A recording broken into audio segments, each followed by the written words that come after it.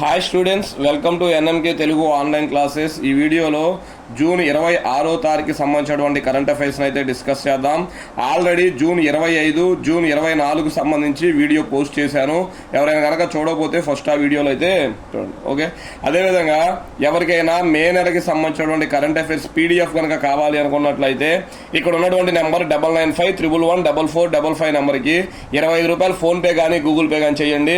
చేసి దాన్ని screen shot తీసి ఇదే నెంబర్కి మళ్ళీ వాట్సాప్ కూడా చేయండి.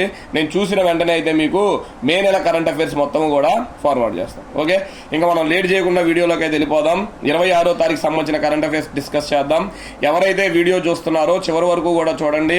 అదేవిధంగా ఖచ్చితంగా ఒక లైక్ అయితే చేయండి. ఓకే, చూడండి. ఫస్ట్ బిట్, ప్రపంచ శీతలీకరణ దినోత్సవం ఏ రోజున? ప్రపంచ శీతలీకరణ దినోత్సవం ఏ రోజున అంటే జూన్ 26న అంటారు. వరల్డ్ రిఫ్రిజిరేషన్ డే అంటారు అనమాట. వరల్డ్ రిఫ్రిజిరేషన్ డే అంటారు. ప్రపంచ శీతలీకరణ దినోత్సవం ఏ రోజు అంటే జూన్ 26. నెక్స్ట్ సెకండ్ బిట్, ప్రపంచంలోనే తొలిసారిగా ఏ దేశ శాస్త్రవేత్తలు మూర్ఛ నియంత్రణకు గాను పుర్రెలో, చూడండి, పుర్రెలో లేదా తలలో అనుకోవచ్చు అనమాట. పుర్రెలో లేదా తలలో సరికొత్త సాధనాన్ని అమర్చారు అంటే ఆన్సరు బ్రిటన్. చూడండి, ప్రపంచంలోనే తొలిసారిగా ఏ దేశ శాస్త్రవేత్తలు మూర్ఛ వ్యాధి ఉంటుంది కదా, ఆ మూర్ఛ వ్యాధిని నియంత్రించడానికి గాను పుర్రెలో సరికొత్త సాధనాన్ని అమర్చారు అంటే బ్రిటన్ దేశం అనమాట. తీవ్ర మూర్ఛ వ్యాధి నియంత్రణ కోసం 12 ఏళ్ల బాలుడి పుర్రెలో బ్రిటన్ శాస్త్రవేత్తలు ఒక ప్రయోగాత్మక సాధనాన్ని అమర్చారు. అదోనా 12 ఏళ్ళు అంట. ఈ తరహా ప్రయోగాన్ని చేపట్టడం ప్రపంచంలో ఇదే తొలిసారి. ఇది గుర్తుపెట్టుకోవాలి. ఇలా పుర్రెలో మూర్ఛ వ్యాధి నియంత్రణకు ఒక సాధనాన్ని అమర్చడం ప్రపంచంలోనే తొలిసారి అంట. మరి ఎవరికి అమర్చారు అంటే ఆయన పేరు వరాన్ నాల్సన్ అంటారు. చూడండి, ఆ బాలుడి పేరు వరాన్ నాల్సన్ అనే బాలుడికి 12 ఏళ్ళు అండి. ఈ బాలుడికి ఈ సాధనాన్ని అయితే అమర్చారు. నెక్స్ట్ దాని తర్వాత చూడండి, మూడో బిట్ అనమాట. ప్రుడెన్స్ స్పీకర్ అయిన భర్తుహరి మహతాబ్, ఇది ఇంపార్టెంట్ అనమాట. 18వ లోక్సభ, ప్రస్తుతం ఎన్నో లోక్సభ స్టార్ట్ అయింది, 18వ లోక్సభకు ప్రొటెన్స్ స్పీకర్ ఎవరు అంటే భర్తుహరి మహతాబ్ అంటారు. ఈ భర్తుహరి మహతాబ్ చేత ఎవరు ప్రమాణ స్వీకారం చేయించారు అంటే రాష్ట్రపతి ద్రౌపది ముర్ము అంటారు. చూడండి, మనకి రాజ్యాంగం ప్రకారం ఆ ఎంపీలందరి చేత, లోక్సభ సభ్యులందరి చేత ప్రమాణ స్వీకారం ఎవరు చేయించాలి అంటే మనకి రాష్ట్రపతి చేయించాలి. అయితే రాజ్యాంగంలో ఒక మాట ఉంటుంది, ఆ రాష్ట్రపతి తన విధులను తాను స్వయంగా అయినా నిర్వర్తించవచ్చు, లేదా తన ప్రతినిధి ద్వారా అయినా సరే నిర్వర్తించవచ్చు అని ఉంటుంది. అంటే వీళ్ళందరి చేత, ఏది ఎంపీలందరి చేత ప్రమాణ స్వీకారం రాష్ట్రపతి ద్రౌపది ముర్ము గారైనా చేయించవచ్చు, లేదా తన ప్రతినిధి అయినా చేయించవచ్చు.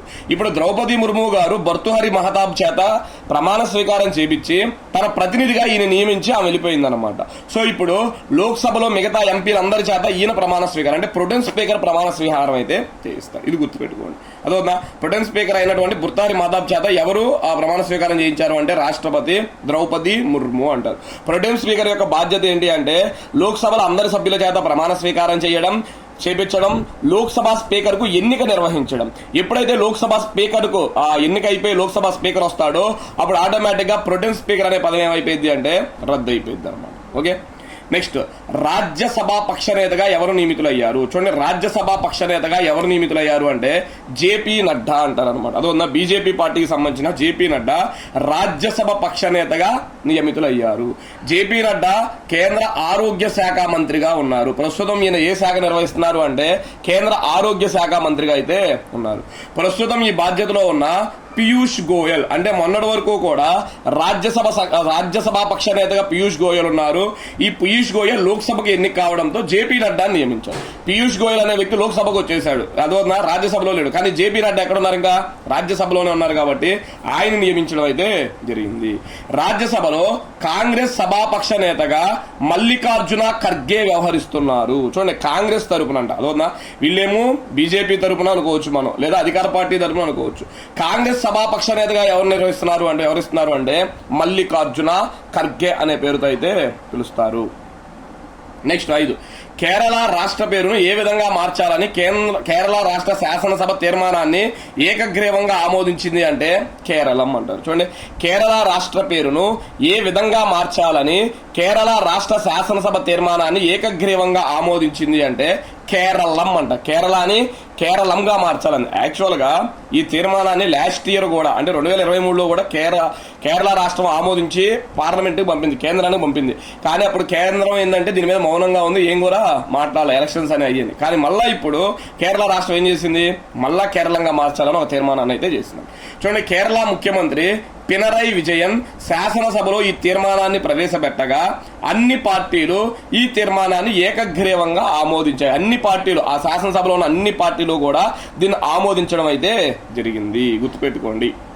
నెక్స్ట్ దాని తర్వాత 6 ఐబీ డైరెక్టర్. ఐబీ అంటే ఇంటెలిజెన్స్ బ్యూరో అంటారు అనమాట. అది ఉందా, ఐబీ అంటే ఇంటెలిజెన్స్ బ్యూరో అంటారు.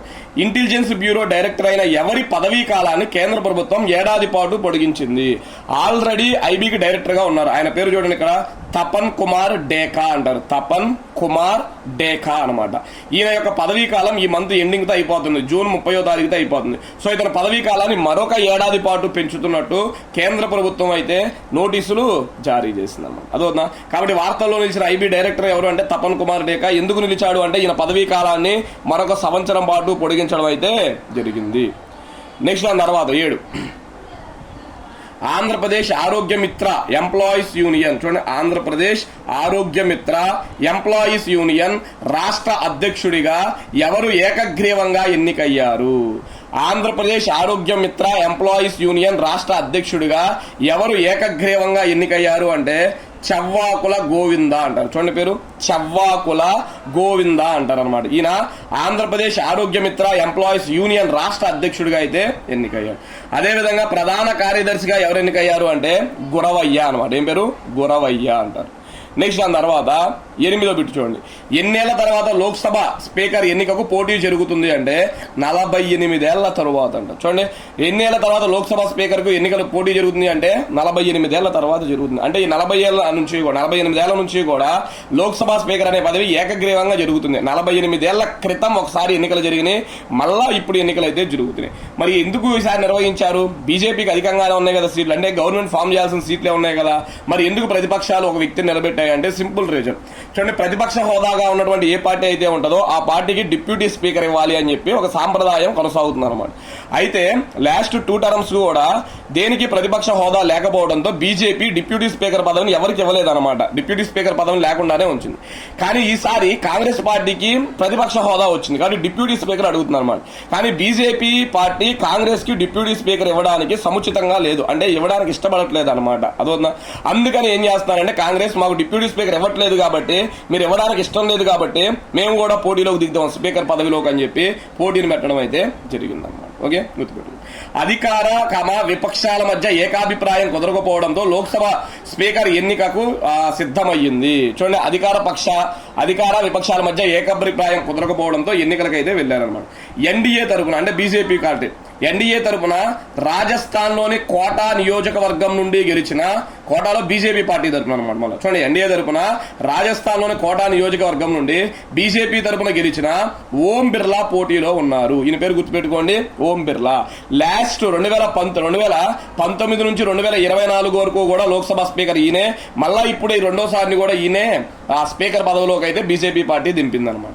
ఇండియా కూటమి తరపున కేరళలోని, చూడండి, ఇండియా కూటమి తరపున కేరళలోని మావే లిక్కర అనే నియోజకవర్గం అనమాట. మావే లిక్కర అనే నియోజకవర్గం నుండి కాంగ్రెస్ తరపున గెలిచిన కె సురేష్ పోటీలో ఉన్నారు.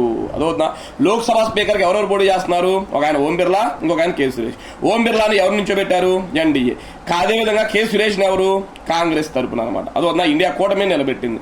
ఓం బిర్లా ఎక్కడి నుంచి గెలిచాడు? రాజస్థాన్ కోటా నియోజకవర్గం నుండి గెలిచాడు. కె సురేష్ ఎక్కడ గెలిచాడు? కేరళలోని మావెలిక్కర అనే నియోజకవర్గం నుండి అయితే గెలిచాడు.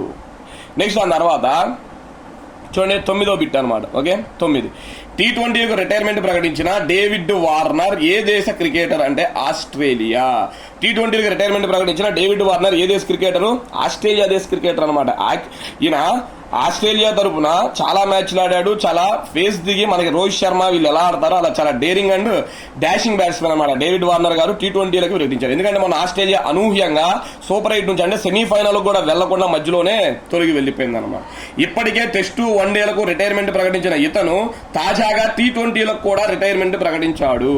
చూడండి, ఇప్పుడు ఇప్పటికైనా టెస్టులకి వన్డేలకు కూడా రిటైర్మెంట్ ప్రకటించేశాడు, తాజాగా T20లకు కూడా ప్రకటించాడు. అంటే పూర్తిగా ఇక క్రికెట్ నుంచి ఈయనైతే తప్పుకున్నాడు, డేవిడ్ వార్నర్ అన్నమాట. గుర్తుపెట్టుకోండి, ఈ డేవిడ్ వార్నర్ ఆస్ట్రేలియా అయినప్పటికీ కూడా మన దేశంలో చాలా మంది ప్రజలకి ఇతను సుపరిచితుడు అనమాట. ఎలా అంటే భారతదేశంలో యాక్టర్స్ అందరినీ కూడా ఈయన ఇమిటేట్ చేస్తూ ఉంటాడు. ఫర్ ఎగ్జాంపుల్ తెలుగులో వచ్చినటువంటి పుష్ప అనమాట, లేదా బాహుబలి, ఇలాంటి వాటిని ఎన్నింటినీ ఈయన స్పూఫ్ చేశాడు అనమాట. అదోనా అలా మన భారతీయులందరికీ కూడా ఈయన చాలా సుపరిచితుడు అని చెప్పుకోవచ్చు.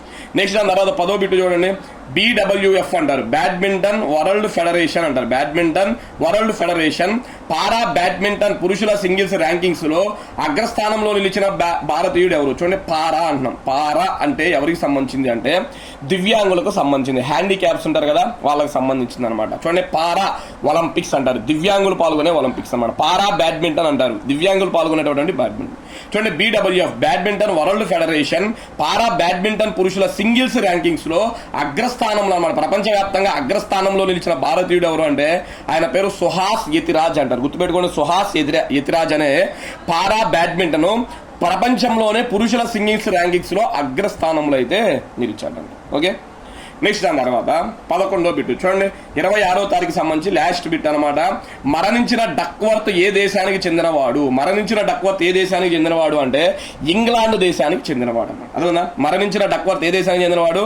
ఇంగ్లాండ్. మీకు ఈ డక్వర్త్ అనేది ఎక్కడ వినబడిద్ది అంటే క్రికెట్ లో వినబడిద్ది అనమాట. డక్వర్త్ లూయిస్ పద్ధతి అంటారు. డక్వర్త్ లూయిస్ పద్ధతి అంటే ఒకవేళ క్రికెట్ జరుగుతున్నప్పుడు ఒకళ్ళు ఫస్ట్ బ్యాటింగ్ ఆడేశారు, నెక్స్ట్ సెకండ్ ఓవర్లు దిగి అంటే నెక్స్ట్ టీం దిగి సగం మ్యాచ్ అయిపోయిన తర్వాత వర్షం పడింది అనుకోండి, మరి మ్యాచ్ను రద్దు చేయకుండా డక్వర్త్ లూయిస్ ప్రకారం ఎవరో ఒకరికి విన్ ఇవ్వడం అనేది జరిగింది అనమాట. అదొన్నా క్రికెట్ లో మనకి వినబడింది డక్వర్త్ లూయిస్ అనేది. ఆ డక్వర్త్ లూయిస్ అనే కనుగొన్న వాటిలో ఈయన కూడా ఒకడనమాట. చూడండి ఒకసారి, ఇంగ్లాండ్ గణాంక నిపుణుడు డక్వర్త్ లూయిస్ స్టెర్న్ పద్ధతి. చూడండి, ఆ పద్ధతి పేరేం పేరు? డక్వర్త్ లూయిస్ స్టెర్న్ పద్ధతి ఆవిష్కర్తలలో ఒకరైన ఫ్రాంక్ డక్వర్త్ మరణించారు.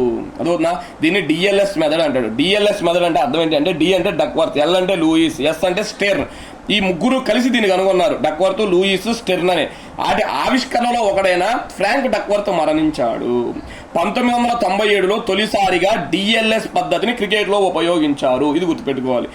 చూడండి, క్రికెట్ లో మొట్టమొదటిసారిగా DLS పద్ధతిని ఎప్పుడు ఉపయోగించారు అంటే 1997లో అయితే ఉపయోగించారు. ఓకే, ఇవి స్టూడెంట్స్ మనకి ప్రధానంగా 26వ తారీఖుకి సంబంధించినటువంటి కరెంట్ అఫైర్స్ అనమాట. ఓకే, మళ్ళా వెంటనే ఒక 1 hour లోనే 27వ తారీఖుకి సంబంధించినటువంటి కరెంట్ అఫైర్స్ ను కూడా అప్లోడ్ చేస్తా. Okay, thank you.